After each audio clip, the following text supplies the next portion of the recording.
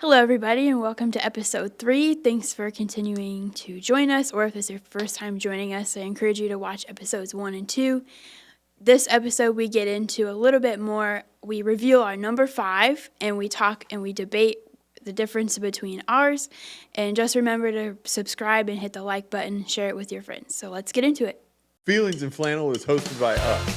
I'm Adam. I'm Amelia. And we are a father-daughter combo who are setting out to debate the merits of love, romance, humor, and faith in rom-coms new and old. Listen and join us as we seek to name the top 5 rom-coms and discuss masculinity and femininity together and how that plays into the role. Make sure to like and subscribe and share it with your friends on social media.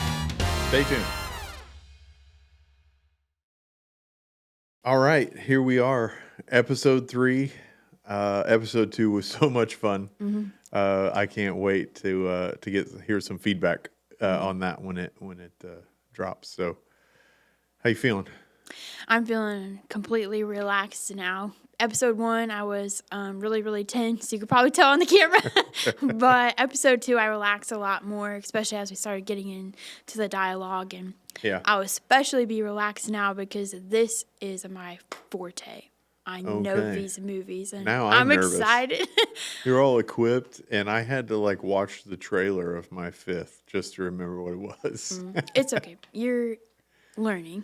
I'm okay. I've had I'm 22 years learning. of practice. So. Yeah, that's fair. That's fair. I started in June, so just 5 months ago or whatever that is. So today we're gonna get into number 5. We're gonna start counting them down, and we're gonna expose your 5th and my 5th, and then we're gonna talk about those respectively. Hopefully, we do them both justice. Assuming there's 2. I mean, who knows? Your 5th could be the same as mine. It could be. It could be. But before we get into that, just a few shout outs. First shout out is to James McTaggart for the mugs. Cheers, James. Thank you for the gift. Another shout out to the strange man behind the curtain. I was trying to remember what I said. The strange man behind the curtain is RJ Hampton, Delivered Media Group. Thank you, RJ. You're doing a heck of a job. We're really enjoying working with you. If you are looking to start a podcast or you need some media services, highly recommend RJ Hampton and Delivered Media Group. You can find them on Facebook under Delivered Media Group. So thank you, RJ. And then one more shout out. You have any shout outs? I don't think so. I give my shout out to my sister-in-law on the first one because I promised her I would. So you're welcome. I've got one more shout out though. Shout out to Veronica Tessino, who designed a portion of the logo, the feelings in flannel part specifically. Amelia and I just fell in love with that, and RJ and the Delivered Media Group was able to incorporate that with our caricatures, and so great job to both. But thank you, Veronica, for the art. So that's it. Except for I have something to bring into this. I know Did it you is. just look at the camera like The Office? Yep. This isn't The Office. Listen, isn't The Office. This is so much fun for me. Now the camera is my friend. Before it was a little intimidating, just staring at me like. But now we're friends now, and I got to use these fun moments. I spent some time reflecting on episode 2, and there was, how would I say, too much feelings. No. What was your number one? Giddy and girly. There was too much giddy and girly here. In the set. It's a RomCom podcast. It is equally named flannel. Yeah, but feelings is the first word. Understood, but flannel is synonymous with manly. I mean, Paul Bunyan wore flannel. He was a dude. All right. Okay. So to honor my friend Paul, I brought an axe. This is my axe. Call it Meire Meire. That's not true. I don't. What? I don't have a name for my axe.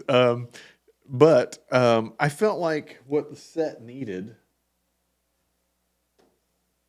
was a little testosterone. Why an axe? Let me repeat myself. I feel like the set needed a little testosterone. Well, And axes, I mean, put an axe in the hand of a man and he can't wait to hit something with it or throw it at something. It's a man thing. so please don't touch it While while we're here. I won't, but like I said, you put an axe in the hand of a man and can't wait to hit something with it. And I'm looking at that stack of RomComs thinking, they'd split. Hey, I spent $2.99 on those at Goodwill, so you best not be smashing my movies. I spent so long collecting them. Well, we won't smash anything, but I thought it was a nice. Oh man, You broke my flower. that's they're not real. It's Lego.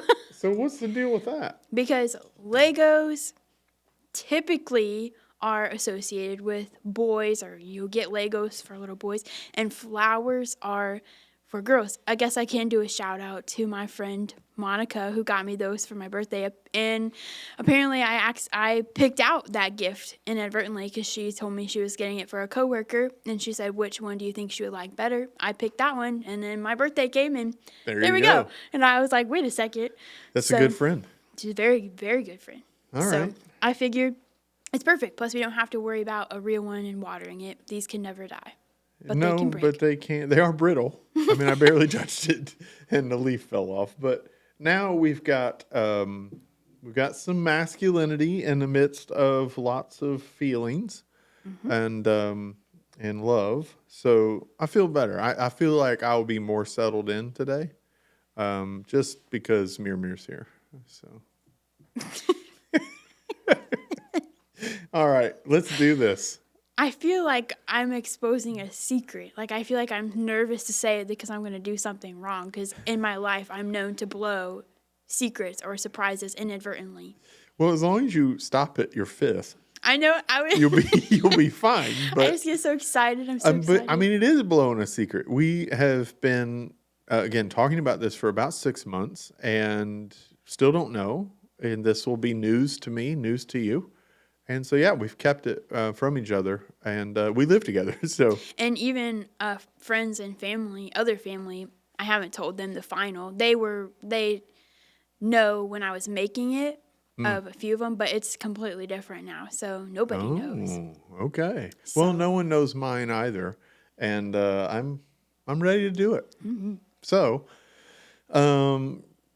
rock, paper, scissors for who goes first? All right. I mean, why not? Best of 3? Yeah. Okay. And are we going on 3? 1, 2, rock, paper, 3? scissors, shoot. And on shoot, you shoot. So 1, 2, 3, shoot. Rock, paper, scissors, Yes. shoot. Okay. So it's also called Rochambeau. All right. Rock, paper, scissors, shoot. Rock, paper, scissors, shoot. So wait, we didn't decide who wins goes first or who loses go first. Well, we said best of 3, but let's just call it winner goes first, right? No, winner decides. There we go. Yeah. You won. Paper covers rock. What do you want to do? I want you to reveal first. Okay, When Harry Met Sally. Really? Did you not expect it to come out that fast? No, I wasn't ready. Is that really your number 5? It is. Yes, Well, my number 5, let me make it a little more official. Of my top 5, my 5th is the, I believe, 1989 classic. I have to double check that year. When Harry Met Sally. Really enjoyed it. So let me double check that year. But what are you thinking? I'm thinking I really, really, really like that one. And I'm kind of not surprised that it's one of your top 5. I don't really think I was placing it as one of your, what order it was in, but I feel like the content and the nature of the movie makes sense for you or for a guy in general. Yeah. Why do you say that?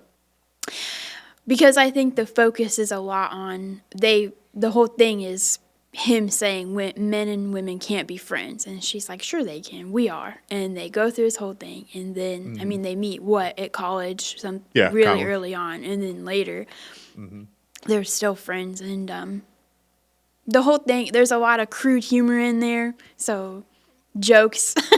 So I think that's another reason why I feel like it has for me the Giddy and Girly, but it's a little more geared towards the comedy side rather than the rom, and I'm more of the rom Okay. than the All com. right. Well, that'll be fun to see across our top fives. Are mine more calm and yours more rom? That might be a good indicator for all the ladies trying to pick a movie their man will enjoy. But yes, agreed. It's a little crude. I think it's bent a little bit towards the male mind, the male humor, which he just says it like it is. Harry, I mean, played by I believe Billy Crystal. And Meg Ryan says it like it is. Meg Ryan, she's like, I mean, I grew up in the Meg Ryan era. Was America's sweetheart for so long. So maybe it's a bit of nostalgia as well. I mean, I thought Meg Ryan was hot. Don't get me wrong. So I'm not saying that now. I didn't figure. Okay, I meant then. But anyway, yeah, I think, he's a little crude. He's raw. Really, like, because I met in college, and so he's immature. And so the redemptive component in this is his maturing. And they're kind of growing together. But it's also relative to my own personal experience. When Mom and I were dating, we weren't dating yet. We were just friends. And there you go. So I guess when Harry met Sally, maybe it's true. But we would regularly say, when asked, even though I was going to family Christmases and things like that, we're just friends. And it's still a joke today in our really more her side of the family. They bring it up regularly. You guys, how's your friendship going? So I think there was a little bit of that, just connecting to that bit too. But most of it I would put on this idea that it was a fun movie, and it was humorous in the male lane. And I like that movie because I love Meg Ryan. A lot of chick flicks have her in it that I've seen, or rom-coms.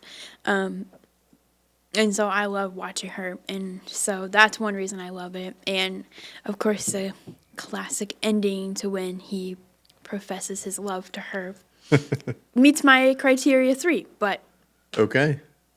So I guess we'll have to wait and see if it's even in your 5. But that was my 5th. And so... part of our goal here is that by the end of season 1, we will have an agreed upon top 5, which means we're going to walk through just kind of saying, here's my 5, here's your 5, 4, so on and so forth. And that leaves us some episodes at the end of the season to really hash it out and put them in order. And then we don't know what's going to happen with season 2. But right now, we've got 5 on the board, number 5 on the board. And I feel great about it. When Harry Met Sally, it's hard. I'm going to say right now, before you enter the arena, it's hard to beat a classic. You better not bring anything but a classic to beat a classic. I'm not sure you'll win. To me, it is a classic for me. I don't remember the year it was made. I believe it's early 2000s. The exact year, I don't know. For me, it's a classic, and one of the reasons why it's in my top 5 is because I grew up watching this. I've watched this many, many times, year after year. I watch it every year usually. One of the reasons it's my number 5 is the nostalgia piece, similar to how When Harry Met Sally's yours, because I wasn't alive when they made that movie. And so I didn't grow up, or you didn't grow up with it either, but, it was in your era. This one is in my era, and I grew up watching this with one of my best friends. a lot. We watched it together every time I was over with her. Okay. So my number 5 is 27 Dresses. Look at that cover and tell me it shouldn't be a number 5. I can honestly say I've never seen it. Well, I have nothing to say about this movie. Now, Devil Wears Prada. I've seen that movie. That's a good movie. But I was just saying that because it's here. But tell me about this. I honestly don't think I've seen it. do you know? I cannot remember. Her name is Catherine something. I can't remember her last name. But James Marsden, do you know him? He played in Probably by the face. Sonic movies. They made those. He played in Enchanted as the prince. He's I'm sorry. I'm drawing a blank. I'm not great with actors and actresses' names. I really am not. Regularly, your mom says that's so and so, like I know who that is. But I probably recognize the face. But nothing's coming to mind. I'm sorry. well, similar to you. You thought Meg Ryan is hot. I think James Marsden is hot. And he is Awesome. pretty much, I fell in love with him when I watched the movie, so it's not going to happen because there's a giant age gap, but that's all right. Okay. We can dream. All right. Well, if you bring James home some year for Christmas, then I guess whatever. 27 Dresses is about this woman, and she is in love with her boss, obsessed with him, and Okay. she's like his secretary, so she's they interact a lot. And she has this idea of like, oh my gosh, we're going to fall in love, we're going to get married. But she won't ever say anything to him. And then it's 27 dresses because she's been in 27 weddings. So the dresses are each bridesmaid's dresses.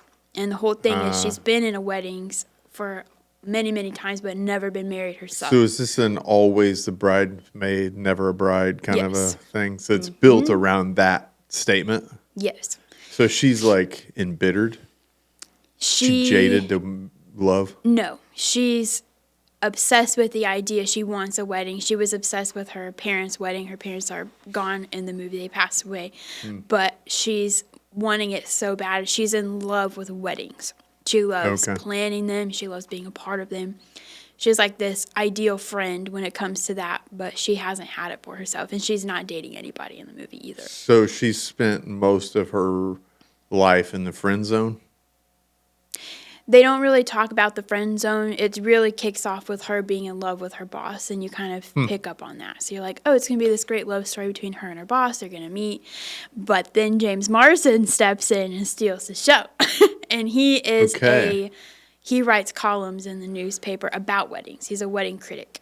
That's So a then- thing. Is that a thing? I don't know if it still is, but back when when newspapers were a big thing, I guess it was. He went to weddings and All right. he would he wouldn't criticize them necessarily, but he would write them in a way where it seemed so magical and beautiful, kind of a thing. Okay. He was a journalist, Okay. So maybe not a wedding critic. but a Yes. wedding journalist. He focused. He elevated love. Yeah, and people are obsessed with his columns, and so is she. And so then he sees her. He's at these weddings, and she's in one of them, and he's at another one too. And he notices her changing dresses in a cab and going back and forth. So he follows her, and then that's when they meet, and he steals her planner, and then that's how they start. It kicks off with they hate each other at first. So that's Natural. Sexual how it tension. starts. Yes. Sure. Say it. Just say it out loud. It wasn't. She was in love with her boss. It's still sexual tension. That's what All it's right. called. I'll leave those words for your mouth. But All right. They're not coming in mine. So then they go through this whole thing. So then they work it together eventually because this girl's sister ends up meeting her boss and they fall in love and they get engaged. So she's trying to break up this engagement. Yeah. And he's working with her. And then they, of course, over time end up falling in love with each other. And she finally realizes it. And she gets a chance to be with her boss. shuts it down because she realized she was in love with the Who's other guy. the boss? Who is That the is boss? not a 1980s reference to Who's the Boss, the television show. I literally was wondering who plays the boss. I don't know. I've never seen him in anything else. Oh, okay. I've only seen him in that movie. Okay. So yeah. All right. Well, I mean, it sounds interesting, although I think there's already a distinct difference between your approach and mine. I could not describe When Harry Met Sally in that kind of detail. Well, it's because you're not on my level. It's because I'm not a woman. Well, in fairness, I watch this movie. I have watched this movie every year, probably for 12, 13 years. That definitely makes a difference. I mean, it's a part of your tradition. And When Harry Met Sally, I've seen it once in the last 6 months. Mm-hmm. And so I know the highlights. They met in college. They ended up traveling home essentially together. And then they meet later in life after they both have professional careers and they end up falling in love. Mm-hmm. And it's all based around this idea of friendship and what that becomes, right? So, but to describe it in the detail you did, I think it's not a point that is good or bad. It's just a point. I think it's just a fact difference between men and women and the way we go about processing this. I basically said When Harry Met Sally because it was entertaining, just crude humor. One quick story. I can tell some stories from When Harry Met Sally. They're riding in the car. They're college. They're on their travel from college to Christmas break or summer break, whichever it is. And he's eating grapes. And he offers her a grape, and she declines. And they're seeded grapes. And he's chewing this grape, and he turns to spit the seed out the window, but the window's up. He spits it straight on her window. That kind of humor is just like, yeah, total college dude right there. Right. So, anyways, but that's what stood out to me. Mm. It was entertaining. I found myself going, okay, that was fun. Do I want to watch it again? No, absolutely not. But you, on the other hand, remember so many details, and maybe that's because it's part of your tradition, but I'm going to wager to say you're going to have that kind of detail in 4, 3, 2, and 1 as we go through this. Especially number 1. Especially number 1. Honestly, and 2 and 3 and 4. I can probably give you a lot more on my number 1. But the others probably not. And I am going to have to watch the trailer every time. Well, at least you're honest. Anyway, so 27 Dresses is your number 5. Mm-hmm. When Harry Met Sally is mine. And we're getting this rhythm down. Like, we're right on time. I mean, we got just 4 or 5 minutes left. Are we going to talk about why they meet our criteria a little bit? Yeah, well, I think we did a little bit. But yeah, let's go back and make sure we made it clear. I talked about the redemptive component already, and Harry was a bit of a jerk. Okay. So yeah, I hit that one already. The creative and patient pursuit for me in When Harry Met Sally, I honestly don't think I can describe it. I know that it's there. It's just more about the fact that they had picked up details about each other through their hatred, their disdain for one another, and then they used those details in, providing a treat or a gift or something like that. Mm-hmm. So I know that it's there, but I can't give you a specific example. And then when one character is out of place, I think this one for me was the one where I'm like, I got to pull in my bonus criteria. Mm. The soundtrack to When Harry Met Sally is probably more of the third criteria for me. And please don't ask me to name a song on that. I just remember, again, it was 1989, so this is my, childhood. I'm nearly 10 years old at this point. So, yeah, I think it's more nostalgia in that regard. So, what about yours? Your top three? How does it fit? Your criteria, I mean. One, I wrote for my criteria of the shift. There's definitely the shift in it. And you see that when the more they spend time together, they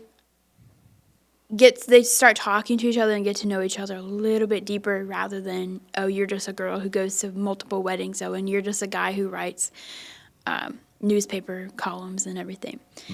And the shift is one of my favorite scenes in the movie, plus a great soundtrack. The soundtrack to this movie was good. The music was good. I don't remember all the songs, but I know that they have Elton John's Benny and the Jets in there because they sing it at the bar, and that's when the shift happens. And it's the most beautiful thing because I realize they share the exact same favorite part of their wedding, of a wedding. Yeah. So that Elton John, solid choice. Performer. Can't go wrong with him. And there's many, many, many details throughout the movie that incorporate the heart squeeze and the getting girly things and the shift, and then the cute moments that they show that they know each other.